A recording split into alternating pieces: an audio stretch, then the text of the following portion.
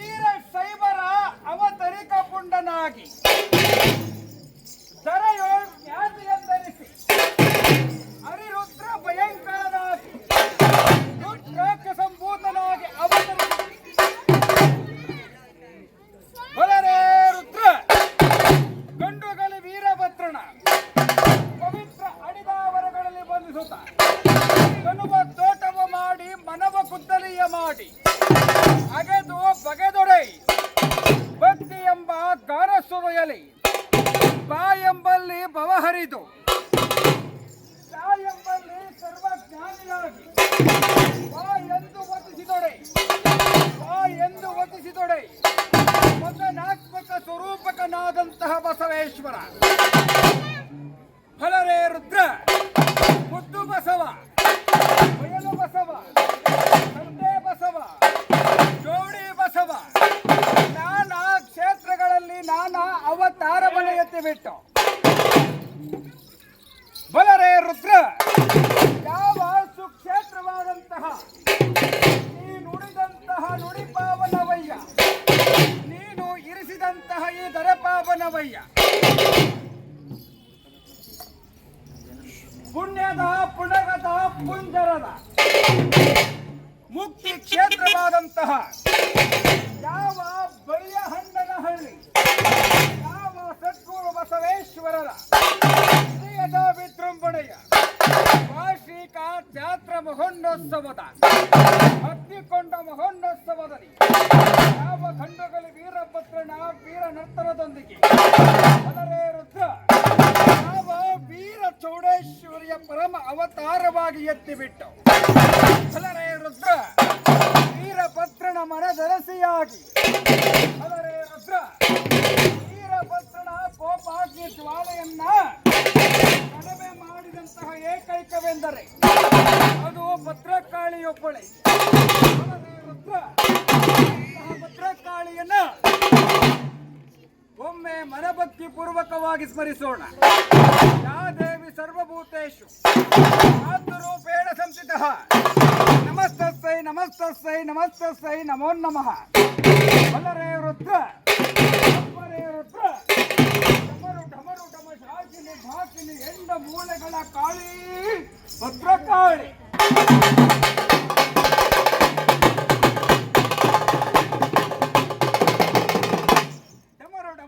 ಶಾಕಿನಿ ಭಾಕಿನಿ ಎಂಡ ಮೂಳೆಗಳ ಕಾಳಿ ಭದ್ರಕಾಳಿ ಕಟ ಕಟ ಕಟ ಕಟ ಕಟ ಕಟ ಕಟ ಕಟ ಕಟ ಕಟ ಕಟ ಕಟ ಕಟ ಕಟ ಕಟ ರುಂಡ ಧಾರಿಣಿ.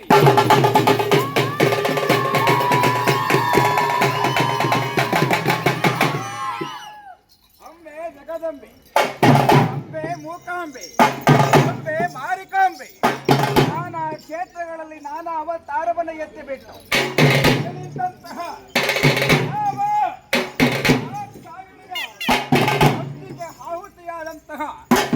ಒಂದೊಂದು ಭಾಗವು ಒಂದೊಂದು ಭೂಭಾಗದಲ್ಲಿ ಬಿಟ್ಟು ಶಕ್ತಿ ಪೀಠಗಳಾಗಿವೆ.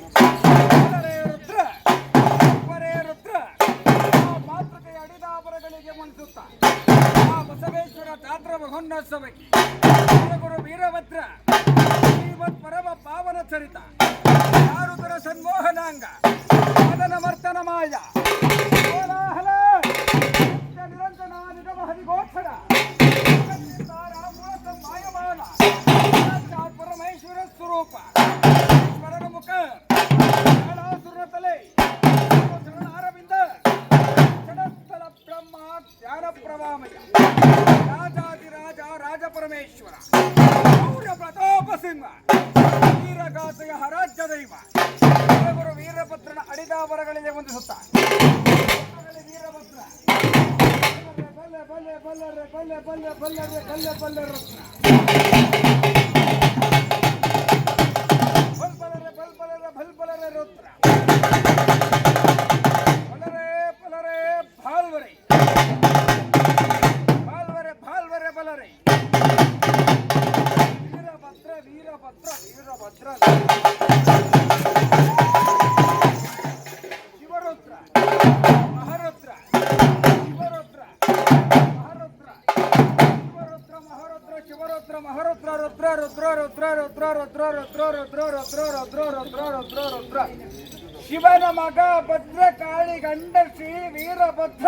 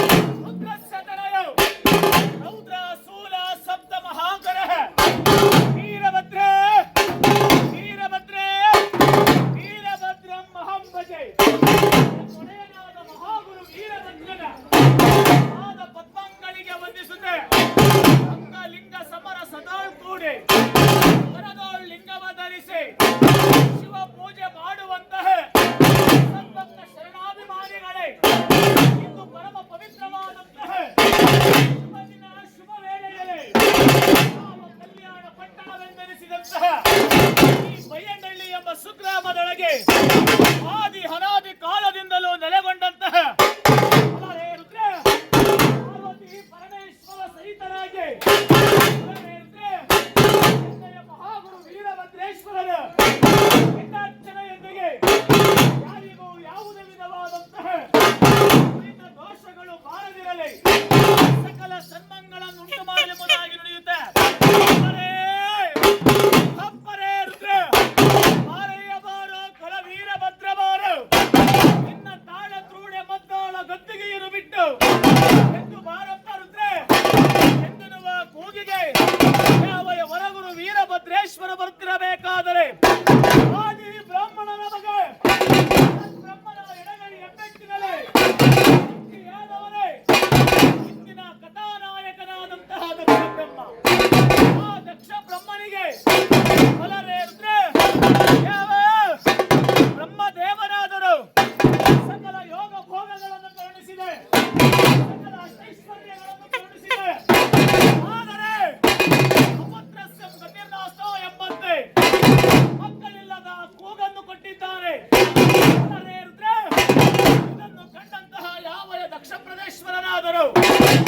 ಬ್ರಹ್ಮದೇವನನ್ನು ಕುರಿತು ತಪಸ್ಸನ್ನ ಆಚರಿಸುತ್ತಿದ್ದಾನೆ. ಬ್ರಹ್ಮದೇವನು ಪ್ರತ್ಯಕ್ಷನಾಗಿ ಮಗನೇ ದಕ್ಷ ಬ್ರಹ್ಮನೇ ಏನಾಗಬೇಕು ಏತಕ್ಕಾಗಿ ಘೋರವಾದ ತಪಸ್ಸನ್ನು ಆಚರಿಸುವೆ. ಪಿತನಾದ ಬ್ರಹ್ಮದೇವ ನಿನಗೆ ಸಕಲ ಯೋಗ ಭೋಗಗಳನ್ನು ನೀನು ಕರುಣಿಸಿದೆ, ಸಕಲ ಅಷ್ಟೈಶ್ವರ್ಯಗಳನ್ನು ಕರುಣಿಸಿದೆ. ಆದರೆ ಅಪುತ್ರಸ್ಯಂ ಗತಿರ್ನಾಸ್ತೋ ಎಂಬಂತೆ ಮಕ್ಕಳಿಲ್ಲದ ಕೂಗನ್ನು ನನಗೆ ಕೊಟ್ಟೆ ದೇವ. ಕ್ಷಣವೇ ಮಗನೇ ಬ್ರಹ್ಮ, ಮಗನೇ ದಕ್ಷ, ನಿನಗೆ ಲೋಕ ಕಂಟಕರಾದಂತಹ ಗಂಡು ಮಕ್ಕಳು ಬೇಕೆ, ನಿನ್ನ ರಾಜ್ಯವನ್ನು ಬೆಳಗುವಂತಹ ಹೆಣ್ಣು ಮಕ್ಕಳು ಬೇಕೆ. ಏನಿದ್ದರೇನು ಸ್ವಾಮಿ, ಕರುಣಿಸು ನನಗೆ ಪುತ್ರ ಸಂತಾನ ಎಂಬುದಾಗಿ ನುಡಿಯಲಾಗ ನಮ್ಮ ದೇವರು ನುಡಿಯುತ್ತಿದ್ದಾನೆ. ದಕ್ಷ ಬ್ರಹ್ಮನೇ ಮಡದಿಯಾದ ಪ್ರಸದಾದೇವಿಯ ಗರ್ಭಾಮುಲಿಯಳೆ ಮಾತ್ರ ಪುತ್ರಿ ಜನನ. ಸ್ವಾಮಿ ಬ್ರಹ್ಮದೇವ ಇಷ್ಟೊಂದು ರಾಜ್ಯ ವೈಭವಗತರಾದಂತಹ ದಕ್ಷ ಪ್ರದೇಶ್ವರನಿಗೆ ಮಾತ್ರ ಪುತ್ರಿಯನ್ನು ಕರುಣಿಸುವೆಯ ಸ್ವಾಮಿ. ಕೊಟ್ಟರೆ ಕೊಡು ನನಗೆ 101 ಜನ ಹೆಣ್ಣು ಮಕ್ಕಳ ಎಂಬುದಾಗಿ ನುಡಿಯಲಾಗ ಯಾವ ದಕ್ಷ ಪ್ರದೇಶ್ವರನಿಗೆ ಪ್ರಸದಾದೇವಿಗೆ ಒಂದು ಶುಭ ದಿನ ಶುಭ ವೇಳೆಯೊಳಗೆ ಒಂದು ಹೆಣ್ಣು ಮಗುವಿಗೆ ಜನನವಾಗಲು ಆ ಹೆಣ್ಣು ಮಗುವಿಗೆ 11 ದಿನ ಕಳೆದ ಬಳಿಕ ನಾಮಕರಣವನ್ನು ಮಾಡಬೇಕಾದರೆ ಮಾಡುತ್ತಿದ್ದಾರೆ. 100 ಜನ ಹೆಣ್ಣು ಮಕ್ಕಳು ಪ್ರಾಪ್ತಿಯಾಗಿದ್ದಾರೆ ಎಂಬುದಾಗಿ ನುಡಿಯುತ್ತಾ ವೈಭವನಂತ ಬಂದಿರುತ್ತಾರೆ.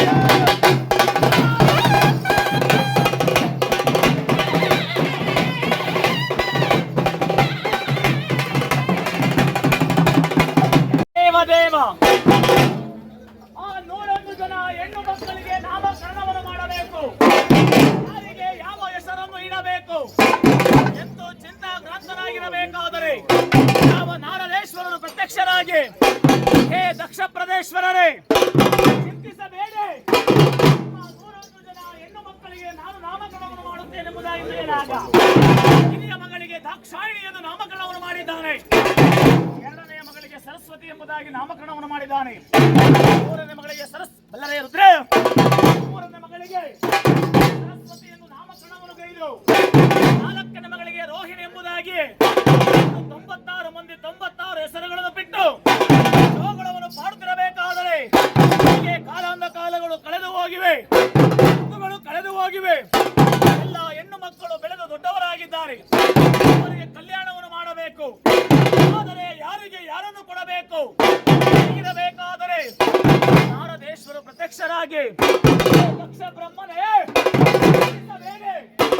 ನಮ್ಮ ಹಿರಿಯ ಮಗಳಿಗೆ ಆ ಪರಮೇಶ್ವರನ್ನು ಕೊಟ್ಟು ಕಲ್ಯಾಣವನ್ನು ಮಾಡಿ ನಿಮ್ಮ ಎರಡನೇ ಮಗಳಾದಂತಹ ಲಕ್ಷ್ಮಿಯನ್ನು ವೈಕುಂಠಾಧಿಪತಿ ಶ್ರೀಮನ್ ನಾರಾಯಣನಿಗೆ ಕೊಟ್ಟು ಕಲ್ಯಾಣವನ್ನು ಮಾಡಿ, ಮೂರನೇ ಮಗಳಾದಂತಹ ಸರಸ್ವತಿಯನ್ನು ಚತುರ್ಮುಖ ಬ್ರಹ್ಮದೇವನಿಗೆ ಕೊಟ್ಟು ಕಲ್ಯಾಣವನ್ನು ಮಾಡಿ, ನಾಲ್ಕನೇ ಮಗಳಾದ ರೋಹಿಣಿಯನ್ನು ಈ ಚಂದ್ರನನ್ನು ಅತಿ ಸುಂದರನಾದಂತಹ ಚಂದ್ರ ದೇವನಿಗೆ ಕೊಟ್ಟು ಕಲ್ಯಾಣವನ್ನು ಮಾಡಿ ಆದರೆ ಆ ಚಂದ್ರ ದೇವನಾದರೂ 25 ಮಂದಿ ಹೆಣ್ಣು ಮಕ್ಕಳನ್ನು ಕದ್ದೊಯ್ದು ಬಿಟ್ಟಿದ್ದಾನೆ.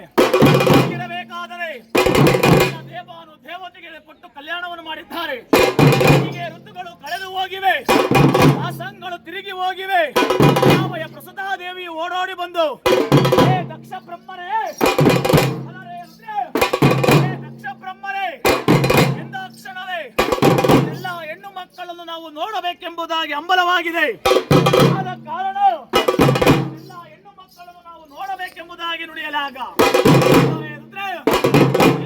ಯಾವ ದಕ್ಷ ಪ್ರದೇಶ್ವರನಾದರೂ ನನ್ನ ಮಂತ್ರಿ ಮಂಡಲವನ್ನು ಕುರಿತು, ಎಲ್ಲವ ಮಂತ್ರಿಯರೇ, ನನ್ನ ರಾಜ್ಯದ ಜನತೆಯು ಕ್ಷೇಮದಿಂದಿರುವರು. ಕಾಲ ಕಾಲಕ್ಕೆ ರಾಜ್ಯದೊಳಗೆ ಮಳೆ ಬೆಳೆಗಳಾಗುತ್ತಿದೆ. ಆದರೆ ಲೋಕ ಕಲ್ಯಾಣಾರ್ಥಕವಾಗಿ ನಾನೊಂದು ಮಹಾಯಾಗವನ್ನು ಮಾಡಬೇಕೆಂಬುದಾಗಿ ನಿರ್ಣಯಿಸಿದ್ದೇನೆ. ಹೌದು ದಕ್ಷ ಬ್ರಹ್ಮರೇ, ನೀವು ಮಹಾಯಾಗವನ್ನು ಮಾಡುವುದೇನೋ ಸರಿ, ಆದರೆ ನಿಮ್ಮ ಹಿರಿಯ ಹಳೆಯನಾದಂತಹ ಪರಮೇಶ್ವರನಿಗೆ ಪುತ್ರದ ಹಮೀರ್ ಭಾಗವನ್ನು ನೀನು ಅರ್ಪಿಸಲೇಬೇಕು. ಕ್ಷಣವೇ ಅಂತೆಯೇ ಸಕಲ ದೇವಾನು ದೇವತೆಗಳಿಗೆ ಆಮಂತ್ರಣ ಕಳಿಸಿದ್ದಾನೆ. ಎಲ್ಲ ಪರಿವಾರವನ್ನು ಕರೆದುಕೊಂಡು ನೇರವಾಗಿ ಕೈಲಾಸಕ್ಕೆ ಬರುತ್ತಿದ್ದಾನೆ. ಕೈಲಾಸದ ಮಹಾದ್ವಾರದೊಳಗೆ ನಂದಿ ಭೃಂಗಿಯನ್ನು ತಡೆ ನಿಲ್ಲಿಸಿದ್ದಾರೆ. ದಕ್ಷ ಬ್ರಹ್ಮರೇ, ಶಂಕರನ ಅಪ್ಪಣೆ ಇಲ್ಲದೆ ಒಳಗಡೆ ಬಿಡುವುದಿಲ್ಲ ಎಂಬುದಾಗಿ ನುಡಿಯಲಾಗ ಎಲ್ಲವೋ ಬಿರುದುಂಡ ಜಂಗಮರೇ, ಅಂದು ನಿನಗೆ ಕರೆದು ಮಗಳನ್ನು ಕೊಟ್ಟಾಗ ಒದೆಯಲು ವಸ್ತ್ರವಿಲ್ಲದೆ ಬರೀ ಉರಿಯ ಚರ್ಮವನ್ನು ಧರಿಸಿದೆ. ಓಡಾಡಲು ವಾಹನ ಆದಿಗಳಿಲ್ಲದೆ ಬರೀ ಬಸವ ಮೇಲೆ ತಿರುಗಿದೆ. ತಿನ್ನಲು ಅನ್ನವಿಲ್ಲದೆ ಬ್ರಹ್ಮ ಕಪಾಲವನಿದೆ. ಹೇಗೆ ಇಷ್ಟೊಂದು ರಾಜ್ಯ ವೈಭಾಗವೇ? ನೋಡು, ನಾನು ಮಾಡುವ ಮಹಾಯಾಗದ ರುದ್ರಭಾಗವನ ಬೇರೆ ದೇವರು ದೇವತೆಗಳಿಗೆ ಕೊಡುತ್ತೇನೆಂಬುದಾಗಿ ಹಿಡಿದು ಬಿಟ್ಟು ಪರಿವಾರವನ್ನು ಕರೆದುಕೊಂಡು ನೇರವಾಗಿ ದಕ್ಷ ಯಾಗಕ್ಕೆ ಬಂದು ಒಂದು ಶುಭ ದಿನ ಶುಭ ವೇಳೆಯೊಳಗೆ ಸದಾದೇವಿಯನ್ನು ಕರೆದು ಕೈಗೆ ಕಂಕಣ ಧಾರವನ್ನು ಮಾಡಿಕೊಂಡು ಅಗ್ನಿ ದೇವನನ್ನೇ ನಡೆಸುತ್ತಿರಯ್ಯ.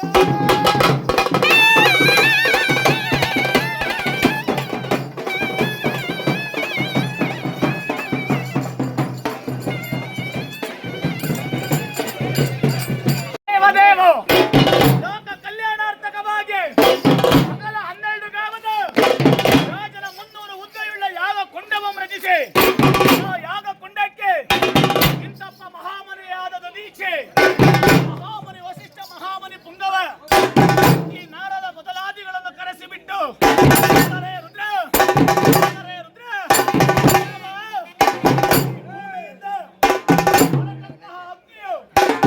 ಇಡೀ ಬ್ರಹ್ಮಾಂಡಲವನ್ನು ಸುತ್ತಿಕೊಂಡು ನೇರವಾಗಿ ಗಗನಮಂಡಲ ಹೋಗುತ್ತಿರಬೇಕಾದರೆ ಇದನ್ನು ಕಂಡಂತಹ ದಾಕ್ಷಾಯಿಣಿಯು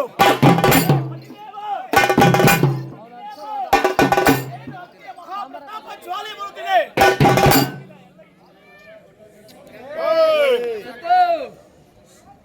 ಏ ದಾಕ್ಷಾಯಿಣಿ, ಇನ್ನೊಮ್ಮೆ ನಿನ್ನ ತಂದೆಯಾದಂತಹ ದಕ್ಷ ಬ್ರಹ್ಮರು ಕೈಲಾಸಕ್ಕೆ ಬಂದಿದ್ದರು.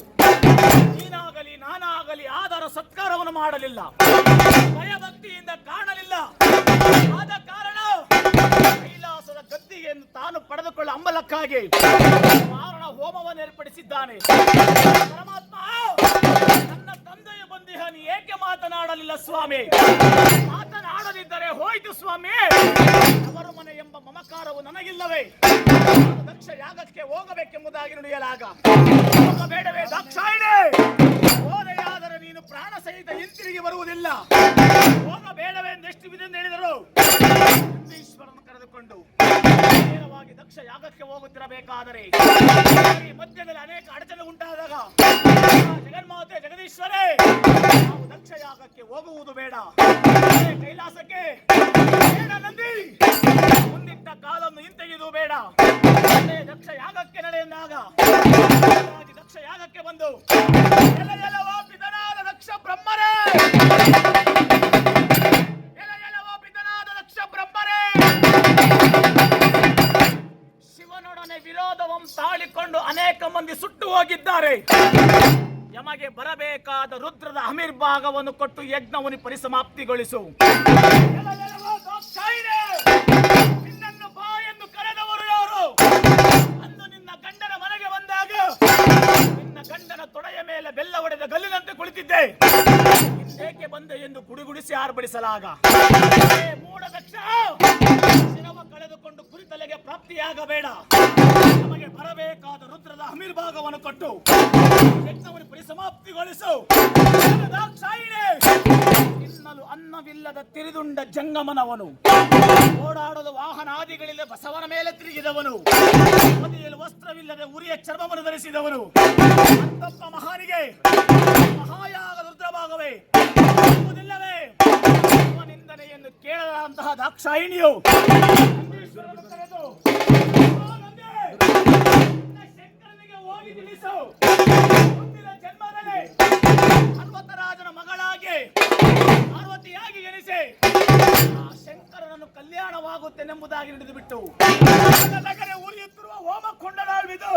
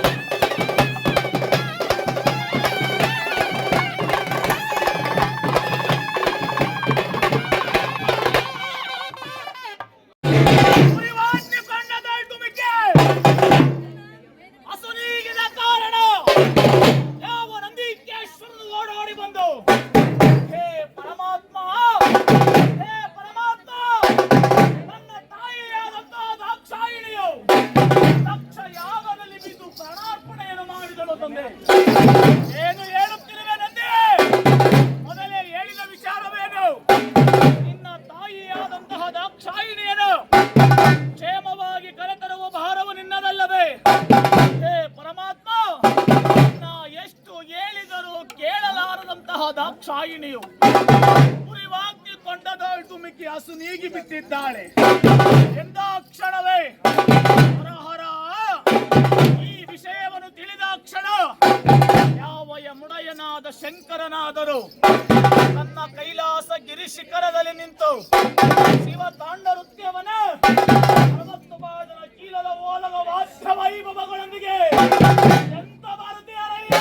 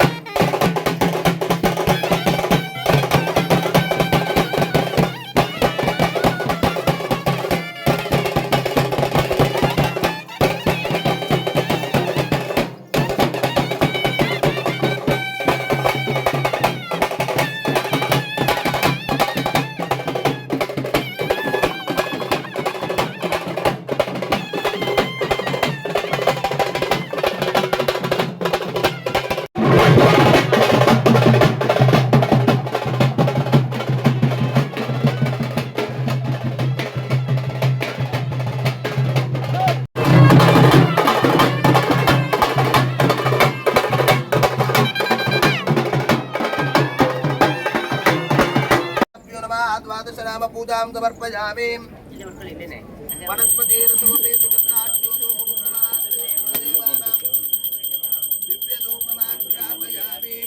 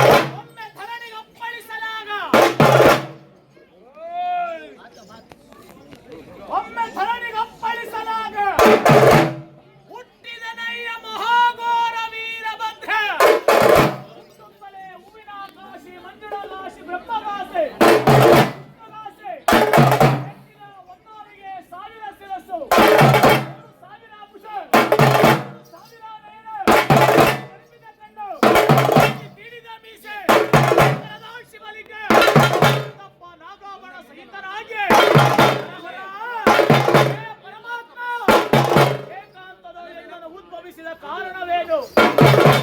ಬ್ರಹ್ಮಾಂಡವನ್ನೇ ಅಲ್ಲದೆ ಹರಿ ಬ್ರಹ್ಮಾದಿಗಳನ್ನ ವೀರಭದ್ರ ನನಗೆ ತಾತನಾಗಬೇಕು, ನನಗೆ ಮಾವನಾದಂತಹ ಕುರುಳ ದಕ್ಷ ಮಾರಣ ಹೋಮವನ್ನು ಏರ್ಪಡಿಸಿದ. ಮಾರಣ ಹೋಮದಲ್ಲಿ ನಮಗೆ ಬರಬೇಕಾದ ರುದ್ರದ ಅಮಿರ್ಭಾಗವನ್ನು ಕೊಡದೆ ತಾಯಿಯಾದಂತಹ ದಾಕ್ಷಾಯಿಣಿಯು ಅದೇ ಉರಿವಾಗ್ನಿ ಕೊಂಡದೊಯ್ದು ಮಿಕ್ಕಿ ಪ್ರಾಣವನ್ನು ಅರ್ಪಿಸಿದ್ದಾಳೆ. ಆತನಿಂದ ಬರಬೇಕಾದ ಯಜ್ಞದ ಅಮಿರ್ಭಾಗವನ್ನು ತೆಗೆದುಕೊಂಡು ಬಾಯತ್ತೆಂಬುದಾಗಿ ನುಡಿಯಲ. ಅಂತೆಯೇ ವೀರಭದ್ರ ಹೊರಡುವ ಮುನ್ನವೇ ಯಾವ ಯಮುಡೆಯನಾದ ಶಂಕರನಾದರೂ ಎಡಭುಜದ ಬೆವರನ್ನು ತೆಗೆದು ಧರಣಿಗೆ ಅಪ್ಪಳಿಸಲಾಗ ಆಗ ಓ ರುದ್ರ ಕನ್ನಿಕೆ ಉದ್ಭವ ಆಗಲು ಆ ರುದ್ರ ಕನ್ನಿಕೆಗೆ ಜಗತ್ತಿನ ಚೌಡೇಶ್ವರಿ ಅಣ್ಣ ವೀರಭದ್ರ ವೀರ ರಣ ಕಹಳೆಯನ್ನು ಮೊಳಗಿಸಿದ ಯಾಗವನ್ನು ಪಕ್ಕುತ್ತಿದ್ದಾರೆ. ಆತನಿಗೆ ನೀನು ಸಹಾಯಕನಾಗಿ ನಗಲವಾದ ನಾಲಿಗೆಯನ್ನು ದಕ್ಷ ಯಾಗ ಭೂಭಾಗಕ್ಕೆ ಚಾಚಬೇಕು. ಕಾರಣ ದಕ್ಷ ಬ್ರಹ್ಮ ಒಂದು ತೊಟ್ಟು ರಕ್ತವೂ ಕೂಡ ಸ್ಪರ್ಶವಾದರೆ ಮತ್ತೆ ಕೋಟಿ ರಾಕ್ಷಸರು ಉದ್ಭವ ಆಗುತ್ತಾರೆ. ವೀರಭದ್ರನ ತಂಗಿಯಾಗಿ ಹೊರಡು ಎಂತೆಂಬುದಾಗಿ ನುಡಿಯಲಾಗ ಮಹಾಘೋರ ವೀರಭದ್ರ ಯಾಗಕ್ಕೆ ಹೋಗುತ್ತಿರಬೇಕಾದರೆ ವೀರಭದ್ರೇಶ್ವರನ ಎದೆಯ ಬೆವರಂ ತೆಗೆದು ಪೃಥ್ವಿ ಗುಡಿಯಲಾಗ 98 ಭೂತ ಬೇತ ಚಂಡಿ ಚಾಮುಂಡಿಯರನ್ನು ಕರೆದುಕೊಂಡು ನೇರವಾಗಿ ದಕ್ಷ ಯಾಗಕ್ಕೆ ಬಂದು ದೊಡ್ಡ ಮೊದಲ ವಿಘ್ನೇಶ್ವರಂ ಕೆಡವಿ ಅದರಲ್ಲಿ ತಿದ್ದಿ ತೀಡಿ ಸರಸ್ವತಿಯನ್ನು ಕತ್ತರಿಸಿಯಲಯ್ಯ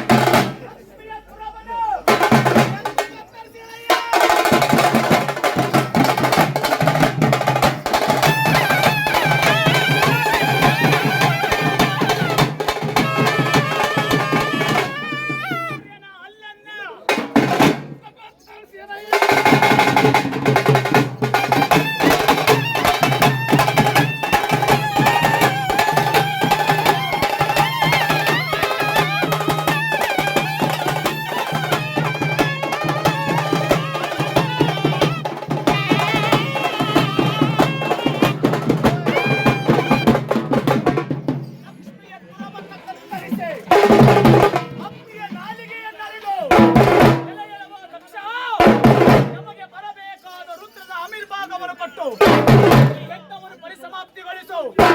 ಅರೆ ಬಾಲಕ ನೀನು ಯಾರು? ಬಲರೇ ರುದ್ರ ಶಂಕರನ ಶಿಖಿನೇತ್ರದಿಂದ ಉದ್ಭವಿಸಿದ ವೀರಾದಿ ವೀರ ವೀರಭದ್ರ. ನೀನು ವೀರನಿರಬಹುದು, ಶೂರನೇ ಇರಬಹುದು. ಇಲ್ಲಿಗೆ ಏಕೆ ಬಂದೆ?